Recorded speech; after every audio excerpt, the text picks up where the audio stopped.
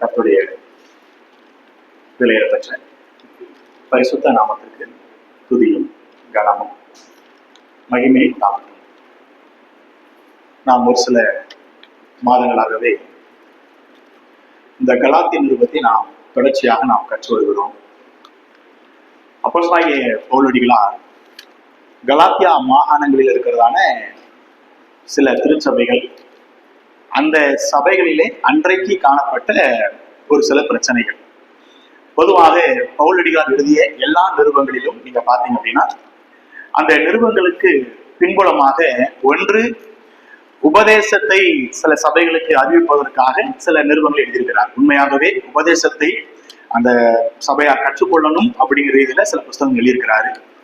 சில புஸ்தகங்கள் அந்த விசுவாசிகள் கொஞ்சம் வழி தவறும் பொழுது, இல்லை அப்படின்னா சத்தியத்திற்கு விலகி கொஞ்சம் நடக்க ஆரம்பிக்கும் பொழுது, இதுதான் சத்தியம் அப்படின்னு சொல்வதற்கு சில புஸ்தகங்கள் எழுதியிருப்பார். அப்படிப்பட்ட ஒரு புஸ்தகம் தான் நம்ம இப்பொழுது படித்துக் கொண்டிருக்கிற இந்த கலாத்திய நிருபம். இந்த கலாத்தியா நாட்டு திருச்சபைகள்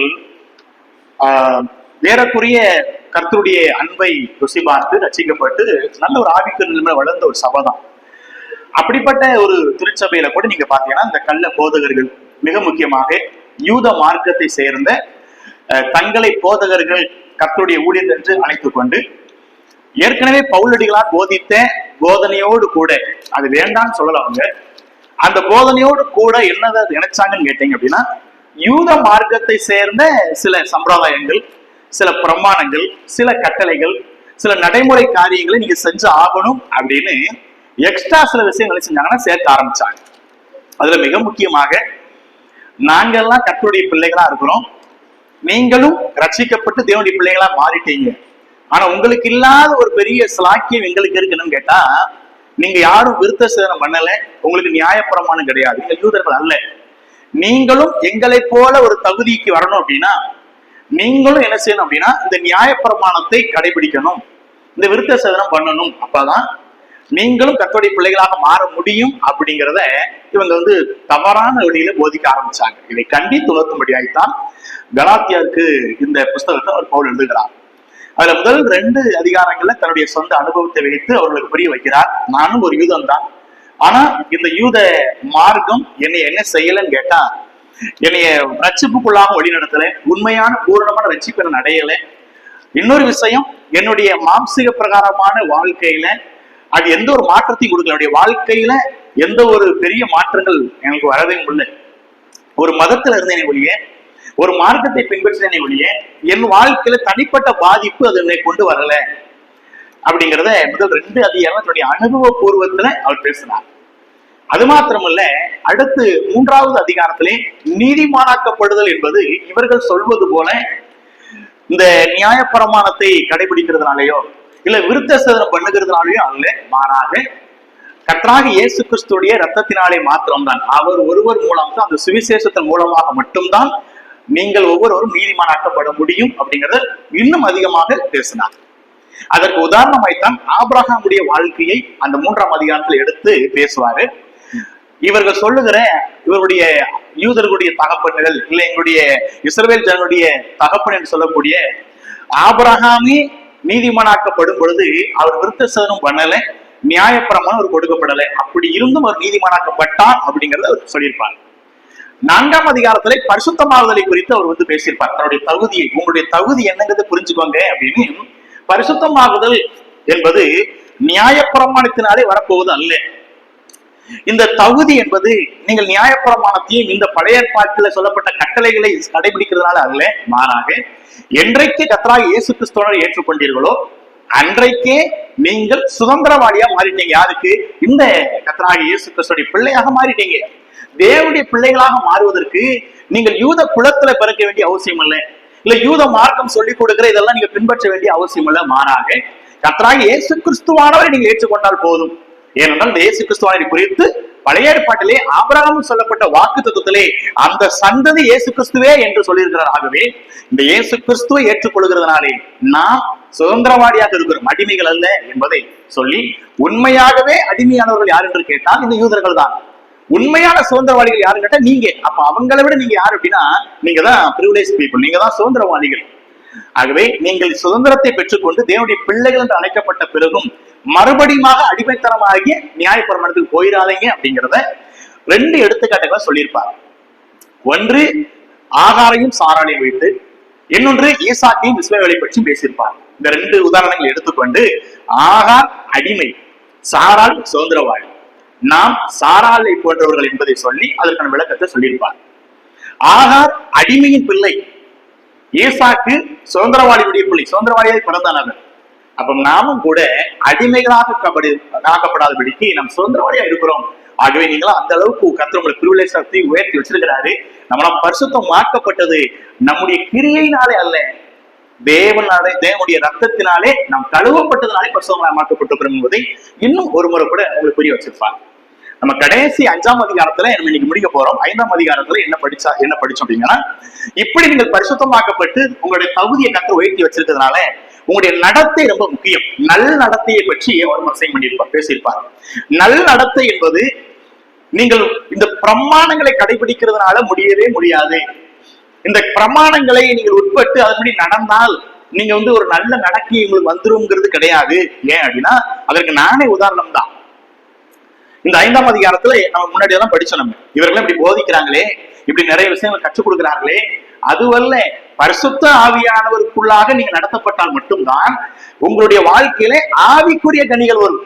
இல்லை என்றால் மாம்சத்துடைய கிரியைகள் தான் வெளிப்படும் என்பதைத்தான் இந்த 5ஆம் அதிகாரத்திலே நீங்கள் ஆவியினாலே நடத்தப்பட விரும்புகிறீர்களா, இல்ல மறுபடியும் உங்களுடைய சுய முயற்சினாலே சொந்த உழைப்பினால நீங்க மாம்சத்தை நம்பி உங்க சுயத்தினாலே இந்த இதெல்லாம் நாங்க கட்டளைலாம் ஃபாலோ பண்ண போறோம், இதெல்லாம் செய்ய போறோம் சொல்லி மறுபடியும் அந்த உங்களுடைய கிரியைகளை வெளிப்படுத்த போறீங்களா? உங்களுடைய சுயத்தினாலே நீங்கள் மேற்கொள்ள முடியாது, மறுபடியும் நீ பாவத்தில் விடுவீர்கள் என்பதை அவர் இந்த 5ஆம் அதிகாரத்தில் படிச்சுட்டு நம்ம கடந்த வாரம் அதை படிச்சு முடிச்சோம். ஏறக்குறைய நம்ம 18ஆம் வசனம் வரைக்கும் நம்ம பார்த்திருக்கிறோம். இந்த 18ஆம் வசனம் வரைக்கும் நம்ம படிக்கும்போது அதை சொல்லுவார், நீங்கள் நியாயப்பிரமாணத்தை பின்பற்றி கொண்டு மறுபடியும் நீங்கள் கிரியைகள் மூலமாகத்தான் நீங்கள் உயர்வை அடைய முடியும் சொன்ன முடியாது. இந்த கிரியைகள் பிரமாணத்தினால் வராது, பரிசுத்த ஆவிக்கு உட்படும் பொழுதுதான் வரும் என்பதை தான் பேசிட்டு வராங்க. அப்படி பேசிக்கொண்டு வரும்பொழுதுதான் நம்ம கடைசி நம்ம என்ன பார்த்து முடிச்சோம் அப்படின்னா 19ஆம் வசனத்தை 19ல இருந்து 21ஆம் வசனம் வரைக்கும் நம்ம வாசித்துட்டு நம்ம முடிச்சோம். திரும்ப அதை இன்றைக்கு கலாத்தியர் 5ஆம் அதிகாரம் 19 முதல் 21ஆம் வசனம் வரைக்கும் நம்ம வாசிக்க போறோம். பாருங்க, மாம்சத்தின் கிரியைகள் வெளியரங்கமாய் இருக்கின்றன. இதுல ஒரு 17 வகையான பாவங்களை பத்தி அவர் பேசுறாரு, மாம்சத்தின் கிரியைகளை பத்தி பேசுறாரு.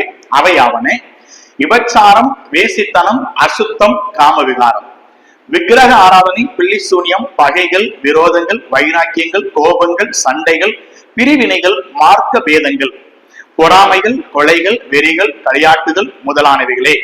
இப்படிப்பட்டவைகளை செய்கிறவர்கள் தேவனுடைய ராஜ்யத்தை சுதந்திரிப்பது இல்லை என்று முன்னே நான் சொன்னது போல இப்பொழுதும் உங்களுக்கு சொல்லுகிறேன். இப்ப ஏற்கனவே ஒரு பிரசங்கம் பண்ணிருக்காரு நினைக்கிறேன், ஏற்கனவே சொல்லியிருக்கிறார், இதுக்கு முன்னாடி ஏதோ பேசிட்டு வர.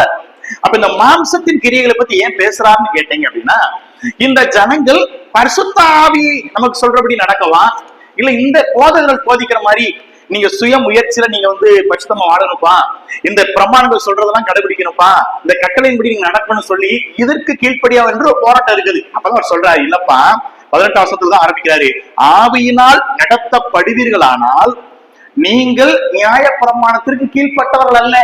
அப்ப பரிசுத்த ஆவியினாலே நடத்தப்பட உங்களுக்கு உட்படுங்க, நீங்க உங்களை ஒப்பு கொடுங்க. பரிசுத்த ஆவியானவருக்கு நம்ம நம்மளை சார்ந்து ஒப்பு கொடுக்கும் பொழுது நம்முடைய வாழ்க்கையில ஆவியின் கனிகள் வெளிப்படும். அத பின்னாடி சொல்றாரு, ஆவியின் கனியோ என்று சொல்லி ஒரு 9 கனியை பத்தி பேசுவார். நீங்க இந்த ஆவியானவருக்கு உங்களுடைய வாழ்க்கையை கொடுக்கல அப்படின்னா உங்களிடத்துல வெளிப்படுகிற எல்லாமே எப்படி இருக்குன்னு கேட்டீங்கன்னா மாம்சத்தினுடைய கிரியைகள் தான் வெளிப்படும்.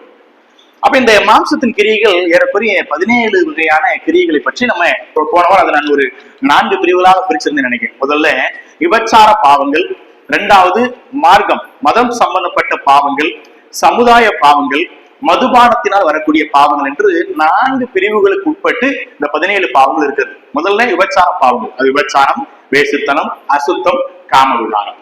2வது மதம் மார்க்கங்கள் சம்பந்தப்பட்ட பாவங்கள், அது விக்கிரக ஆராதனை, தேவன் வெறுக்கக்கூடிய ஒரு பாவம். ஏன்னா உலகத்தை உண்டாக்கிய தேவனுக்கு ரூபம் இல்லை, அவர் அந்த ரூபத்தை ஒரு இன்றைக்குமே வெறுக்கிற தேவனா இருக்கிறார். ஏதோ ஒரு படைப்பை முன்னாடி வச்சு இதுதான் தெய்வம் சொல்லும் பொழுது அது மனித அறிவுக்கு ஒருவேளை அது நல்லது போல தோன்றலாம். ஆனா தேவன் சொல்கிறார், இல்லப்பா, எனக்கு நான் ரூபம் இல்லாதவன், எனக்கு ரூபத்தை கொடுக்காதீங்க. அது எந்த ரூபத்தை கொடுக்குறாங்க? உலகத்திலே இருக்கக்கூடிய ஏதோ ஒரு ஜீவராசி, ஏதோ ஒரு உயிரினத்தை அந்த உருவமாய் கொண்டு வந்து இதுதான் ஒரு கடவுள்னு சொல்லும் பொழுது படைப்பாளரை அவர்கள் நமஸ்கரிக்காமல் படைப்பை நமஸ்கரிக்க ஆரம்பிச்சாங்க. அதனால அவர் சொல்வாரு, விக்கிரக ஆராதனை கர்த்தர் வெறுக்கக்கூடிய ஒரு பெரிய ஒரு பாவமாக கர்த்தர் என்றைக்குமே அதை சொல்றார். விக்கிரக ஆராதனை என்பது பொதுவாகவே அது எதற்கு உட்பட்டது என்று கேட்டால், சிருஷ்டிகரை அல்ல, அது எல்லாமே சிருஷ்டியை சார்ந்தே இருக்கும். படைப்பாளரை அல்ல, படைப்புகளை சார்ந்தே இருக்கும். அங்கதான் நிறைய இந்த விக்கிரக ஆராதனைகள்ல நீங்க பாத்தீங்க அப்படின்னா, அதுல கோழி இருக்கும், சிங்கம் இருக்கும், புலி இருக்குதும், பன்னி இருக்குதும், எலி இருக்கும். இந்த தேவனால் உண்டாக்கப்பட்ட உயிரினங்கள் எப்படி கடவுளா மாற முடியும்? தேவனால் உண்டாக்கப்பட்ட ஒரு படைப்பாளரை உண்டாக்கப்பட்ட இந்த படைப்புகள், சூரியனை கடவுள்னு சொல்லுவாங்க, மலையை, தண்ணீரை, நதியை, இதெல்லாம் தேவன் சொல்ல முடியும். எப்படி? வேதத்துல ஆதியாமத்துல படிக்கிறோம், இதெல்லாம் தேவன் தன்னோட வாயில் வார்த்தையாலே உண்டாக்கினது. தேவனால் உண்டாக்கப்பட்ட இந்த படைப்புகள் எப்படி கடவுளாக மாறுச்சு? இதுதான் மனுஷன் செய்து வைக்கிறது. அதான் சொல்லுவாரு, விக்கிரக ஆராதனை நான் வெறுக்கக்கூடிய ஒன்று பண்ணா, நான் படைச்சேன், என்னைய சிருஷ்டிகரை தொழுது கொள்ளாமல் இந்த பிசாசானவன் யாரை தொழுது கொள்ள முயற்சி பண்றான் அப்படின்னா, சிருஷ்டிகளை தொழுது கொள்ள அவன் முயற்சி செய்து அதில் வெற்றியும் அடைந்து விட்டான். அதைத்தான் இங்க சொல்றாரு, மதம் சம்பந்தப்பட்ட பாவங்களை கர்த்தர் வெறுக்கிறார். விக்கிரக ஆராதனை, பில்லி சூனியம், இன்னொன்று அங்கே பார்த்த பிரிவினைகள், மார்க்க பேதங்கள், இதெல்லாம் இந்த மாம்சத்துக்கு உட்பட்டு நடக்கும் பொழுது நம்மிடத்துல வெளிவரக்கூடிய கிரியைகள். அப்புறம் சமுதாய பாவங்கள், கோபங்கள், கொலைகள், வெறிகள், களியாட்டுகள், பொறாமைகள், அது மாத்திரமல்ல விரோதங்கள், வைராக்கியங்கள், இது எல்லாமே சோசியல், இந்த சமுதாயத்திலே நாம் செய்யக்கூடிய பாவம். அது மாத்திரம் மதுபானத்தினால் வரக்கூடிய பாவங்கள், இது களியாட்டுகள், பயங்கரமா பதினேதம் சொல்லுறது அல்லவா, அதை எப்படி நோவான் காலத்திலே புசித்து குடித்து பெண் கொண்டு பெண் எடுத்து அப்படி சுகமா வாழ ஆரம்பிச்சாங்க. இன்னைக்கு மதுபானத்தினாலும் இன்றைக்கு உலகம் எவ்வளவு அழிவுக்கு நேராய் போய்கொண்டது நமக்கு தெரியும். ஒரு மதுபானத்தை நீதிமொழிகளே சொல்றாங்களே, மதுபானம் எப்படின்னா அது ஒரு சீர்வர், ஒரு பாம்பு மாதிரி, அது பார்க்க ரொம்ப அழகா இருக்கும். ஆனால் அதை நம்ம பானம் பண்ண அது என்ன ஆகுனா, அது என்னையும் அழிக்கக்கூடியது, என் குடும்பத்தையும் அழிச்சிடாது. கடைசி அது என்னுடைய எல்லாவற்றையும் அழிச்சுட்டு தான் போகும் கடைசி வரைக்கும். அதைத்தான் மனிதனுக்கு செம்மையாய் தோன்றுகிற வழிகள் நிறைய இருக்கலாம். பார்க்கிறது நல்லா இருக்கு. இந்த கிரியைகள் நீங்க பாருங்களேன், இது எல்லாமே நல்லது போல தோணும். விபச்சாரம் பண்றது, ஏசித்தனம் பண்றது, காம விகாரம், அசுத்தமானது, இந்த விக்கிரக ஆராதனை, பகை, இது சொல்லப்பட்ட எல்லாமே, இது எல்லாமே நமக்கு ஒருவேளை நன்மையை போல தோன்றலாம், அது எனக்கு வாழ்க்கைக்கு இன்பத்தை கொடுக்கிறது போல தோன்றலாம். ஆனா முடிவை குறித்து அவர் சொல்றாரு, இவைகள் எல்லாம் தேவனுடைய ராஜ்யத்தை சுதந்திரிக்க முடியாது. மாம்சத்திலே வாழ்ந்து மாம்ச கிரியைகளை ஈடுபடுகிற மனிதனுக்கு தேவராஜ்யம் இல்லை என்பதை இந்த மாம்சத்தின் கிரியைகள் நமக்கு வெளிப்படுத்துகிறது. சிம்பிளா சொல்ல போனா, மாம்சத்தின் கிரியைகள் என்பதனால என்ன? ரெண்டு விஷயம் தான். ஒண்ணு, தேவ சித்தத்திற்கு எதிராக ஈடுபடுவது மாம்சத்தின் கிரியை. மாம்சத்தின் கிரியைகள் என்று சொல்லுவதே முதலாவது தேவனுடைய சித்தத்திற்கு எதிராக செயல்படுவது. இரண்டாவது, இது மனிதனுடைய இயற்கையான ஒரு பாவ இயல்பு. அதுதான் மாம்சத்தின் கிரியை என்று சொல்வதே. அது இயற்கையாக எல்லா பாவத்துல பிறகுற மனுஷனுக்குள்ளாக அது இயற்கையாக இருக்கக்கூடிய, அது ஒரு இயல்பான ஒரு கிரியைகள் தான். இந்த இயல்பான கிரியைகள் தான் நான் ஆவியானவரை, நான் பரிசுத்த ஆவியானவர் எனக்குள்ள வரும் பொழுது இந்த இயல்பான கிரியைகள்லாம் மாறி, நான் இன்னைக்கு என்னுடைய கிரியைகள் எப்படி மாறுதுன்னு கேட்டீங்கன்னா, தெய்வீக கிரியைகளாக மாறணும். அது முக்கியம். அதான் கலாத்தியர்களுக்கும் சொல்றாரு, நீங்கள் இன்றைக்கும் இந்த மாம்சத்தின் கிரியைகளுக்கு நீங்கள் உட்படுத்தி கொண்டு அந்த கிரியைகள் உங்களுடைய வாழ்க்கையில காணப்படுகிறது. ஏன்னா இது இருந்ததுதான், புதுசா வரப்போறது இல்லை. மாம்சத்தின் கிரியைகள் எல்லா மனுஷனுடைய வாழ்க்கையிலே ரட்சிக்கப்படுகிற வரைக்கும் ரட்சிக்கப்படாத எல்லா மனுஷனுடைய வாழ்க்கையிலும் இருக்கக்கூடியதான். இது இயற்கையான சுபாவம் தான். ஆனா சபை என்று எடுத்துக்கொள்ளும் பொழுது மாம்சத்தின் கிரியைகளை எப்படி நம்ம எடுத்துக்கொள்ளலாம் என்று கேட்டால், நம்ம ஒருவேளை விபச்சாரம் பண்ணாம இருக்கலாம், வேசித்தனம் பண்ணாம இருக்கலாம், நம்ம கிட்ட காம விகாரம் இல்லாமல் இருக்கலாம், எப்பயுமே சிற்றின்பத்தை யோசித்து கொண்டு, அதான் காம விகாரம் சொல்லுவாங்கல்ல. அதுக்கப்புறம் இன்னொரு பக்கம் நம்ம விக்கிரக ஆராதனை பண்ணாம இருக்கலாம், நம்ம மதுபானத்தில நிறைஞ்சு அந்த மாதிரி பாவம் செய்யாம இருக்கலாம். ஆனாலும் நம்ம இடத்துல மாம்ச கிரியைகள் வரலாம். எப்ப தெரியுமா? நம்ம இதுல சொல்ல பார்த்தீங்களா, எப்ப தேவ சித்தத்திற்கு எதிராக செயல்படும் பொழுது. உதாரணத்துக்கு நீங்க மோசை எடுத்துக்கிட்டீங்க அப்படின்னா,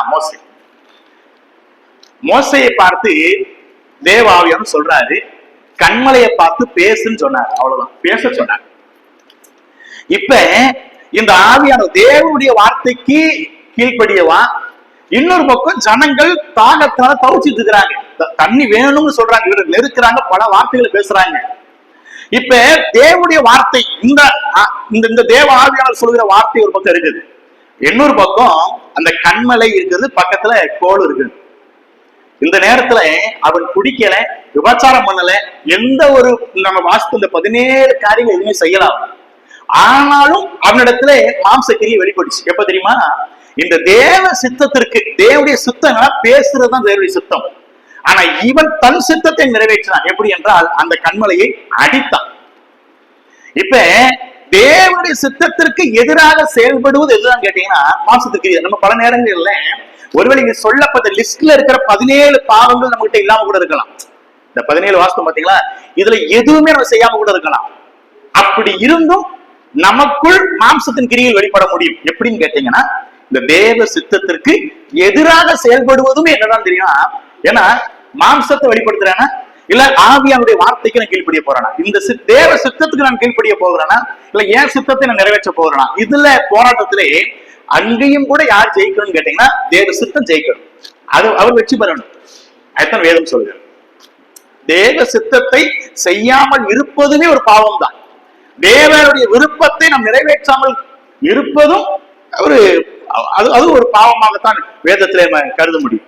அதத்தான் இங்கே அவர் பவுலடிகள் அற்புதமா சொல்றாரு. எப்பா, நீங்க பரிசுத்த ஆவியானவருக்கு இடம் கொடுப்பீர்கள் என்றால் இந்த 17 கிரியைகள் என்ன செய்யாதுன்னா உங்களுடைய வாழ்க்கையில வரப்போவது அல்ல. அது வருவதற்கு வாய்ப்பு கிடையாது. ஏன்னா நீங்கள் ஆவியானவரை நடத்தப்படுவீர்கள். அப்படி நடத்தப்படும் பொழுது இந்த கிரியைகள் கொஞ்சம் கொஞ்சம் இது உங்களுக்குள்ள இருந்ததுதான், இல்லைன்னு கிடையாது. நம்ம பிறந்து வளர்ந்து இந்த பாவத்துலதான் பாவ மனுஷனுக்குள்ள இதுதான் செஞ்சான். இந்த பாவம் மனிதனுக்குள்ளாக இயல்பாக இருக்கக்கூடிய குணங்களும் கிரியைகள் இதுதான், உண்மைதான். இதெல்லாம் செஞ்சது உண்மை, ஓகே.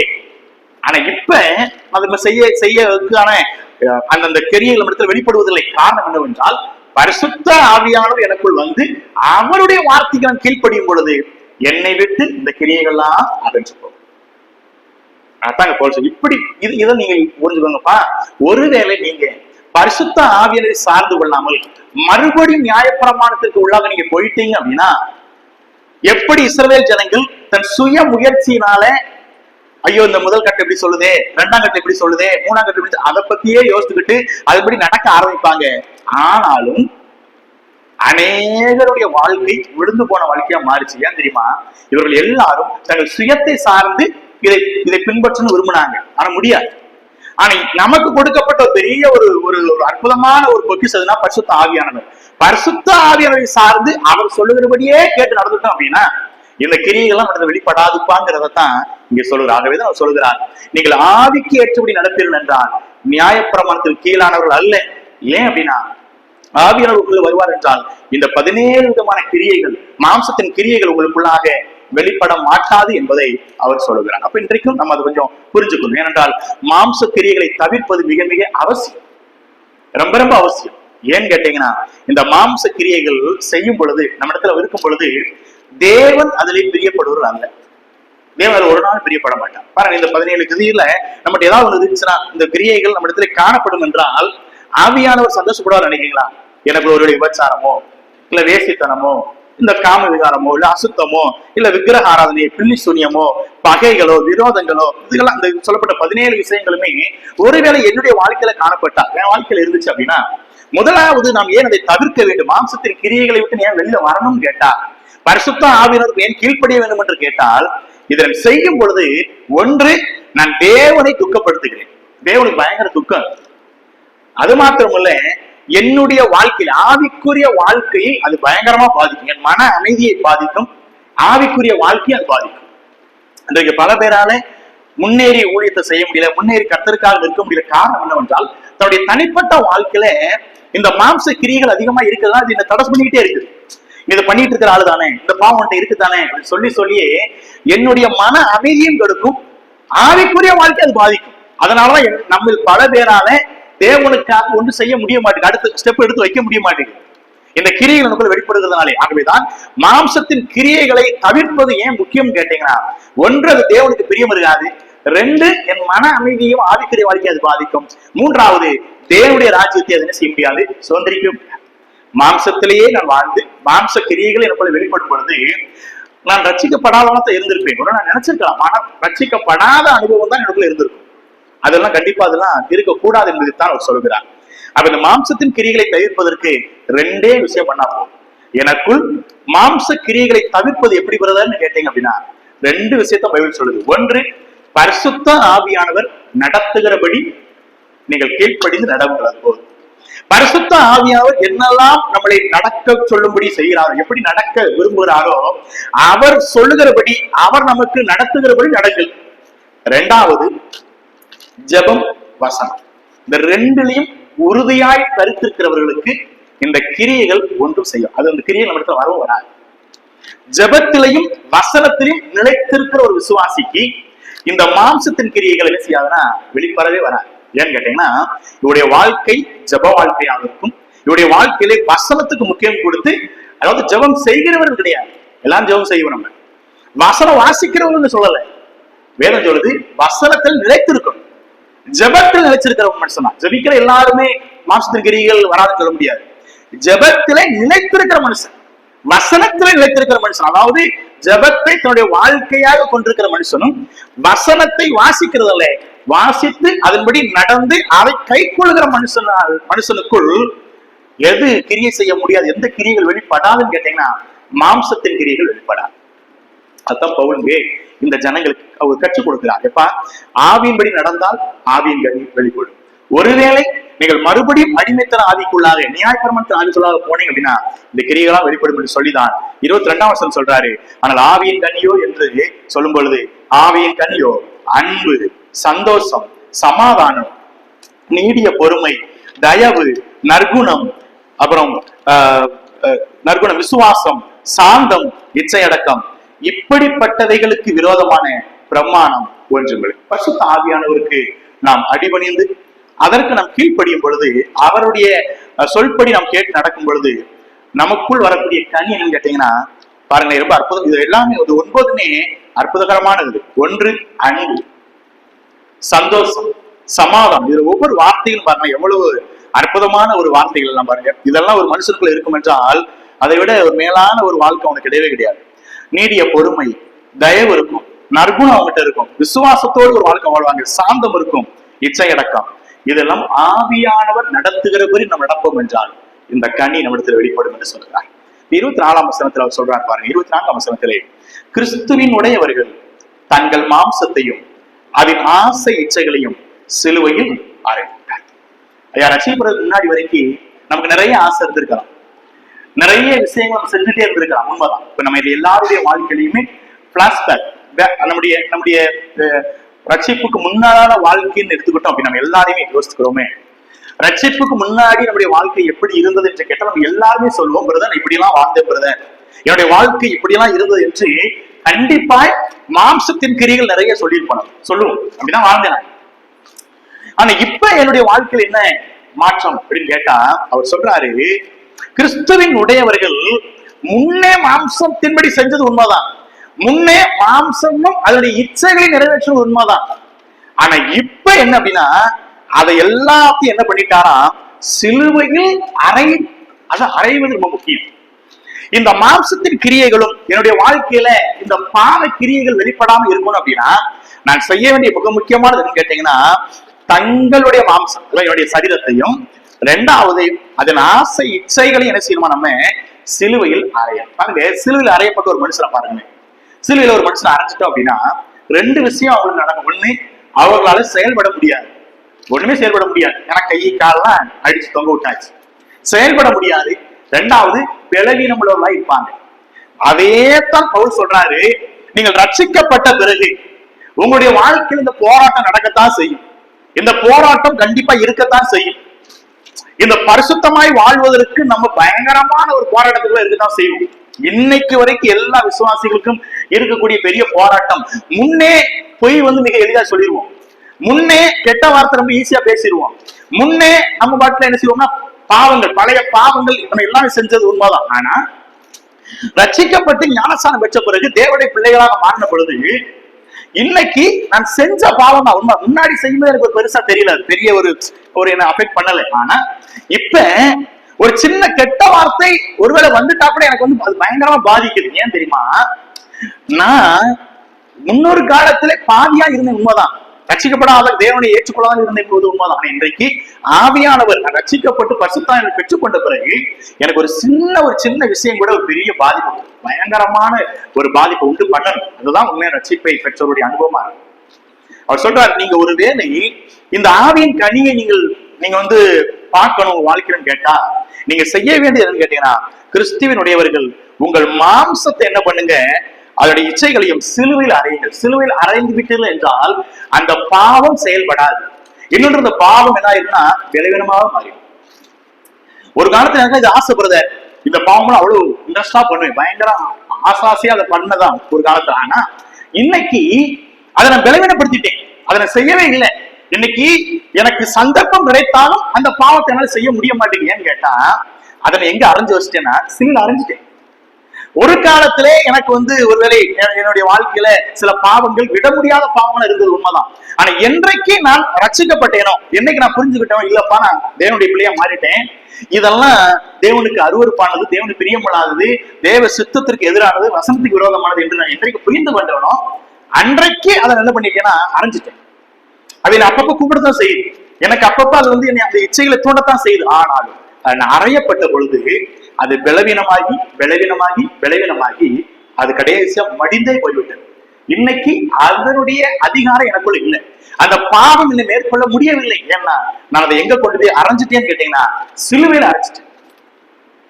அதுதான் ரோமர் 6ஆம் அதிகாரத்துக்கு நீங்க வந்தீங்கன்னா இதே பவுலடிகளார் ரோமாபுரி திருச்சபைக்கு அந்த அந்த மாகாணங்கள் இருக்கிற சபைகளுக்கு சொல்லும் பொழுது 6ஆம் அதிகாரம் 13ஆம் வசனத்திலே அவர் சொல்வார் பாருங்க, நீங்கள் உங்கள் ரோமர் 6:13 நீங்கள் உங்கள் அவயவங்களை அநீதியின் ஆயுதங்களாக பாவத்திற்கு ஒப்புப்படாமல் உங்களை மரித்தோரில் இருந்து பிழைத்திருக்கிறவர்களாக தேவனுக்கு ஒப்பு கொடுத்து உங்கள் அவயவங்களை நீதிக்குரிய ஆயுதங்களாக தேவனுக்கு ஒப்பு கொடுங்கள். இந்த ஒப்பு கொடுக்கிற வாழ்க்கை ரொம்ப முக்கியம். அதான் சொல்ற, நீங்க அதை அரைஞ்சிருங்கப்பா. பழைய பாவங்கள் காரியங்களை நீங்க அரைஞ்சிட்டு நீங்க என்ன செஞ்சிருங்க அப்படின்னா ஃப்ரீ ஆயிடாதீங்க. உங்க அவயவங்களை, ஒருவேளை எந்த அவயவம் உங்களுக்கு பாவத்தை தூண்டுகிறதோ அந்த அவயவத்தை இல்ல உங்களையே என்ன செய்யும் சரீரங்களை தேவனுக்கு ஒப்பு கொடுத்துருங்கிறாரு. அதே 18ஆம் வசனத்தை நீங்க பாத்தீங்க அப்படின்னா 6ஆம் அதிகாரத்திலே பாவத்தினின்று நீங்கள் விடுதலை ஆக்கப்பட்டு நீதிக்கு இப்ப நீங்க யாராகிட்டீங்கன்னா அடிமை. இதுக்கு முன்னாடி பாவத்துக்கு அடிமையா இருந்தீங்க, இப்ப நீதிக்கு அடிமைகளானீர்கள்.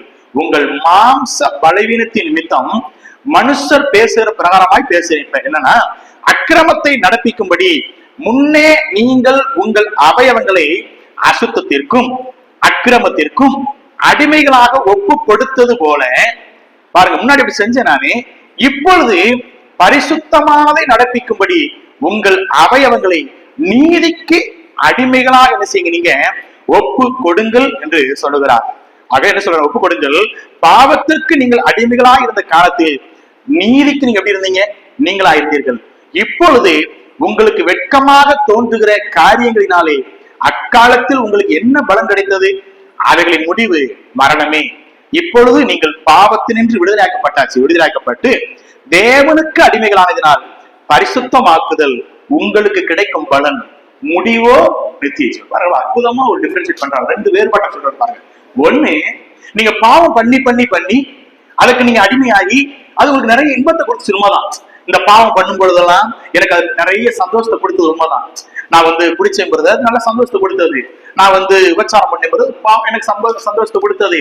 நான் தீய பழக்கங்கள் வாழ்க்கையில் இருந்துச்சு அப்படின்னா அதெல்லாம் எனக்கு சந்தோஷத்தை கொடுத்தது உண்மைதான்.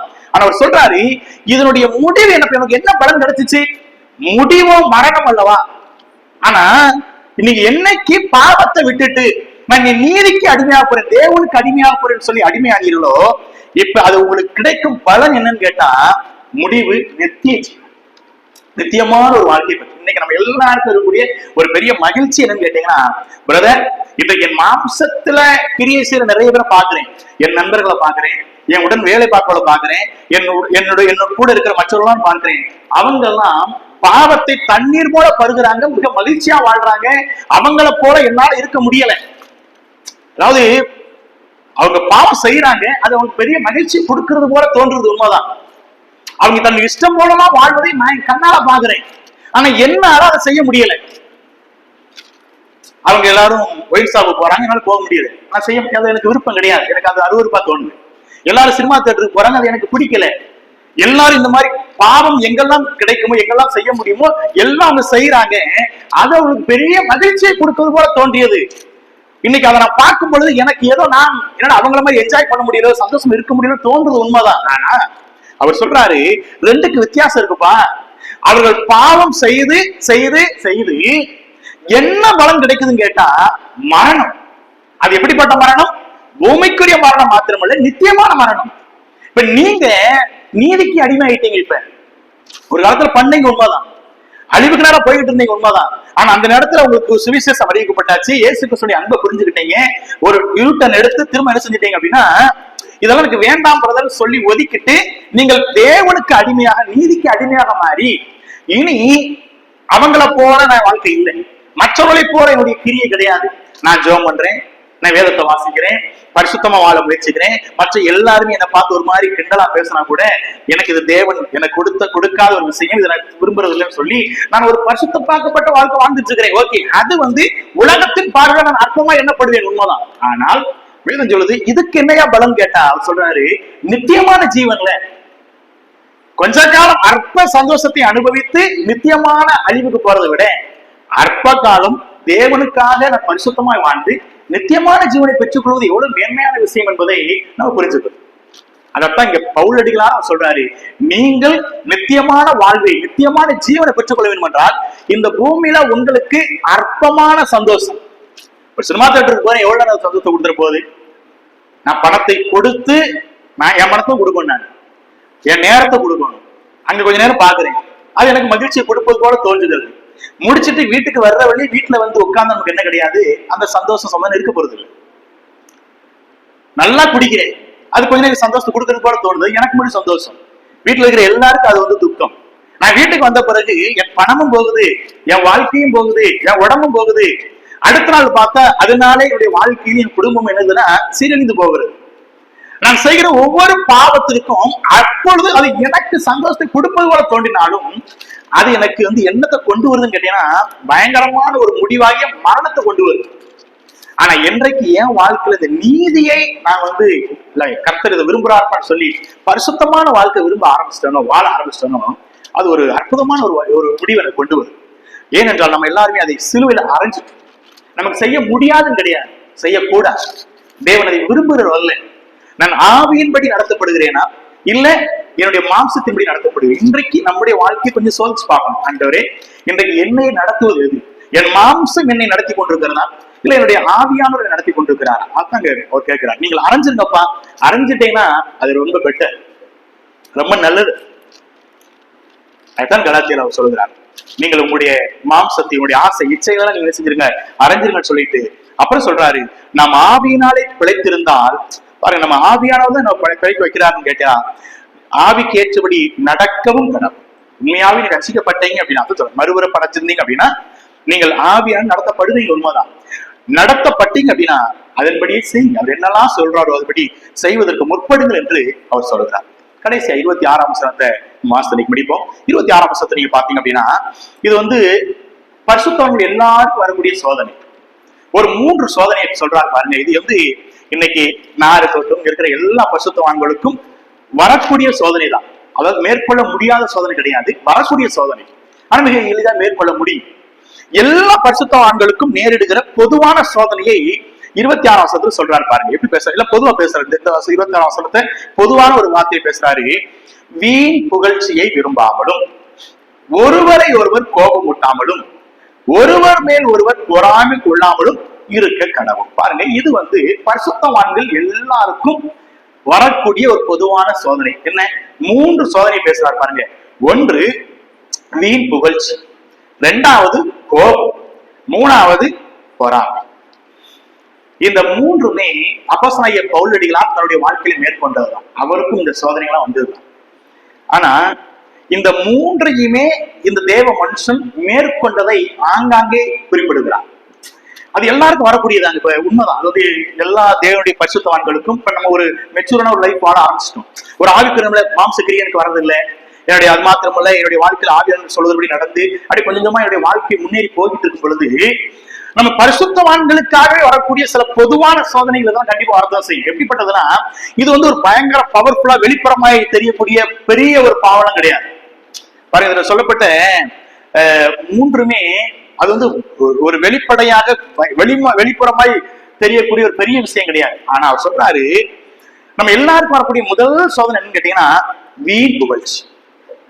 வீணான நம்ம வந்து நம்மளை புகழ வேண்டும் என்று நிறைய பேர் நினைப்பணும். பொதுவாக நம்ம புகழ்ச்சியை எதிர்பார்க்கக்கூடிய ஒரு ஒரு ஒரு கட்டத்துக்கு சில நம்ம வந்துருவோம். பொதுவாகவே நம்ம செய்கிற சில ஊழியர்களை பார்த்து, நம்முடைய செய்கிற சில விஷயங்களை பார்த்து அந்த புகழ்ச்சி நமக்கு வர வேண்டும் என்று நம்ம நினைப்பது சகஜம்தான். ஆனா அதுக்குத்தான் அவர் பவுல் தன்னுடைய பிலிப்பு நிறுவனத்துக்கு வரும்பொழுது அவர் சொல்லியிருப்பாரு, அதாவது இந்த மாதிரியான சோதனை உங்களுக்கு வரும் பொழுது என்ன செய்யுங்க அப்படின்னு சொல்றாரு. பாருங்க, பிலிப்பு 2ஆம் அதிகாரத்திலே 2ஆம் அதிகாரம் 1 முதல் 3ஆம் வசனத்திலே, இந்த வீண் புகழ்ச்சியை ஒருவேளை என் உள்ள இருக்கிற என் மனுஷன் தேடுறான், இந்த உள்ளான மனுஷனோ இல்ல ஏதோ ஒரு மனிதன் எனக்குள்ள இருக்கிறவன் தேடுகிறான் என்று கேட்டால் நான் என்ன செய்யணுமா? பிலிப்பு 2ஆம் அதிகாரம் 1 முதல் 3ஆம் வசனம் வரைக்கும் நீங்க பாருங்க. ஆதலால் கிறிஸ்துவுக்குள் யாதொரு ஆறுதலும், அன்பினாலே யாதொரு தேர்தலும், ஆவியின் யாதொரு ஐக்கியமும், யாதொரு உருக்கமான பட்சங்களும் இரக்கங்களும் உண்டானால், இப்ப பாருங்க, நீங்கள் ஏக சிந்தையும் ஏக அன்பும் உள்ளவர்களாய் இருந்து இசைந்த ஆத்துமாக்களாய் ஒன்றையே சிந்தித்து என் சந்தோஷத்தை நிறைவாக்குங்கள். ஒன்றையும் வாதினாலாவது வீண் பெருமையினாவது செய்யாமல் மனத்தாழ்மையினாலே ஒருவரை ஒருவர் தங்களிலும் மேன்மையானவர்களாக எண்ண கடவீர்கள். அதாவது வீண் புகழ்ச்சி எப்ப எனக்குள்ள நேரிடாது, நான் எப்ப எதிர்பார்க்க மாட்டேன்னு கேட்டா 3ஆம் வசனத்துல ரொம்ப அற்புதமா சொல்றாரு. அது கடைசி பாத்திரம் சொல்லிறாரு, அதாவது மனத்தாழ்மையினால் என்ன செய்யணுமா, நம்ம ஒருவரை ஒருவர் தங்களிலும், அதாவது என்னை விட இவர் பெட்டர் நினைச்சுக்கணும். அவ்வளவுதான். இப்ப நான் வந்து இங்க வந்து ஒருவேளை நான் வேத ஆராய்ச்சி எடுக்கலாம், பிரசங்கம் பண்ணலாம். இன்னொரு மனிதன் பிரசங்கம் பண்ணது நான் இதுவரை கேட்டதே கிடையாது. ஆனா ஒருவேளை இந்த வீண் புகழ்ச்சியை உள்ளான மனுஷன் எனக்குள்ள இருக்கிறவன் தேடுறான்னு வச்சு, ஒருவேளை அது என்ன வருதுன்னு வச்சுக்கோங்களேன், இந்த சோதனை எனக்குள்ள வர ஆரம்பிக்கணும். பவுல் ஒரு அடி அடிக்கிறார். மனத்தாழ்மை என்ன செய்ப்பான், உன்னை விட இன்னொருவர் யாரு தெரியுமா, பெட்டர், மேன்மையானவா எண்ணுங்கள். நீங்க உங்களை விட இன்னொருத்தர மேன்மையா என்ன ஆரம்பிச்சிட்டீங்க அப்படின்னா, அது வந்து உங்களை எப்படி நினைக்காது அப்படின்னா, உங்களுக்கு புகழ்ச்சியை நீங்க எதிர்பார்க்கவே மாட்டேங்க. அதனாலதான் ஒரு முறை இந்த ஸ்பர்ஜன் அப்படிங்கிற ஊழியக்காரர் சொன்னாராம், நான் தேவனுடைய ஆலயத்துக்குள்ள வரும்பொழுது பெரிய, அதாவது பிரின்ஸ் ஆஃப் பிரீச்சர், அதாவது பிரசங்கங்களின் இளவரசன் சொல்லுவாங்க.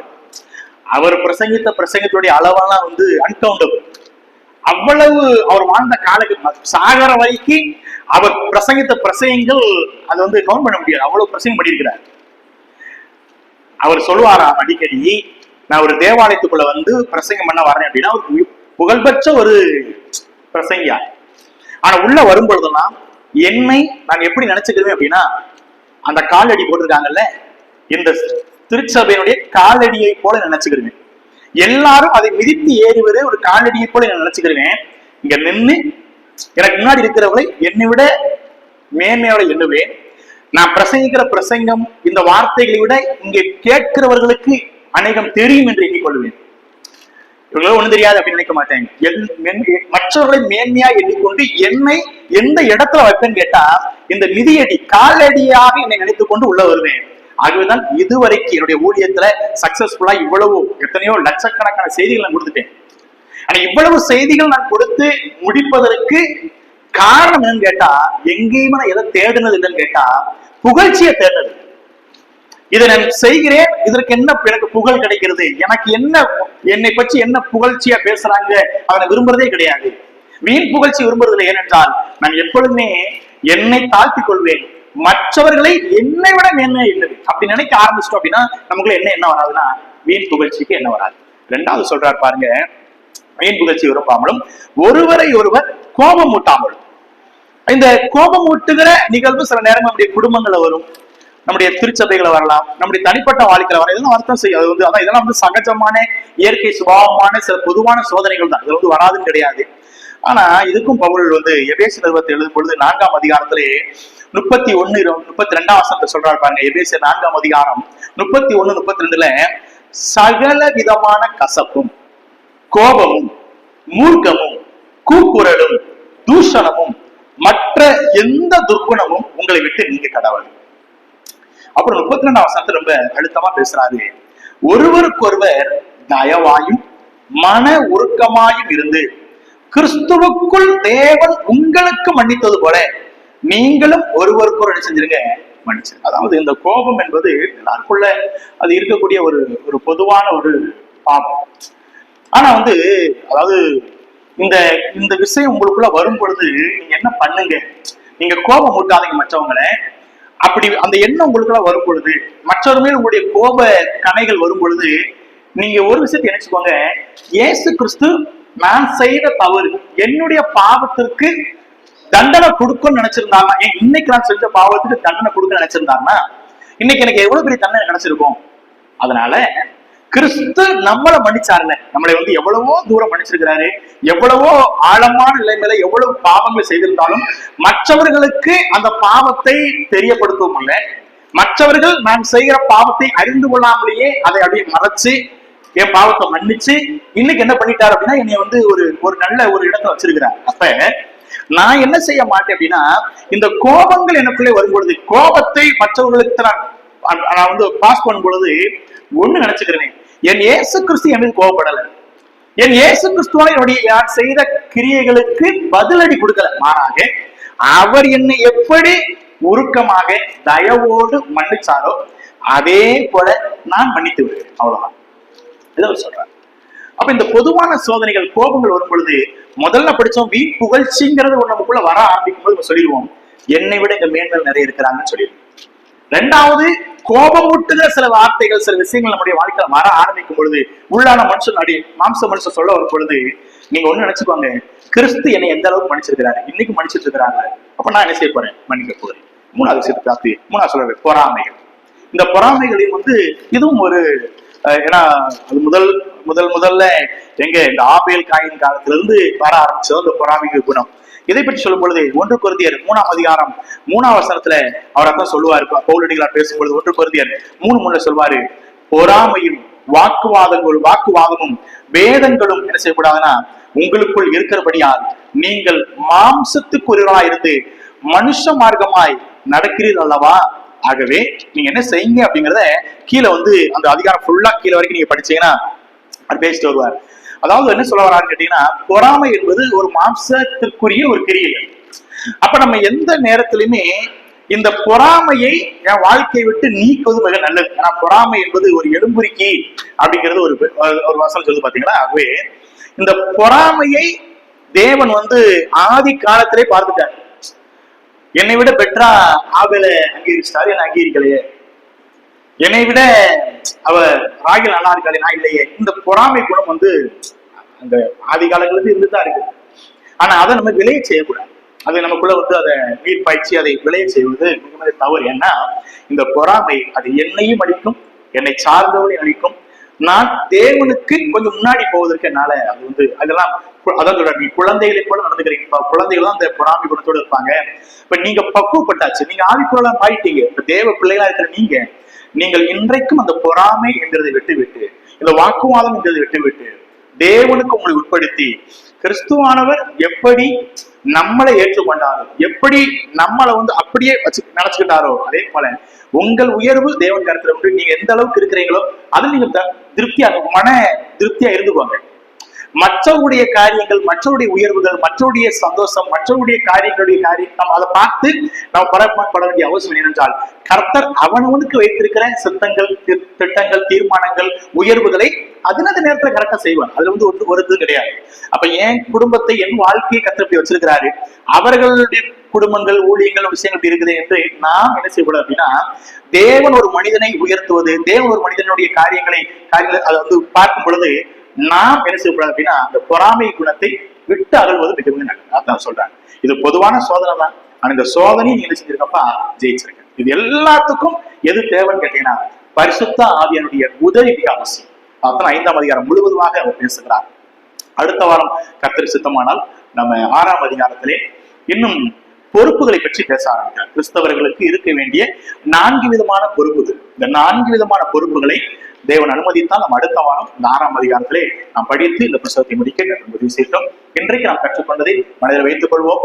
இந்த மாம்சத்தின் கிரியைகளை, மாம்சத்துடைய காரியங்களை சிவில் அறைவோம். தேவன் விரும்பாத வெறுக்கிற ஒரு காரியமாக இனி வரக்கூடிய காலங்களே ஆவியானவரை சார்ந்து ஆவியானவர் விரும்புகிறபடி நம்முடைய வாழ்க்கையை நடத்தும் பொழுது உண்மையாகவே நம் மூலமாக அவர் மகிமைப்படுவார்.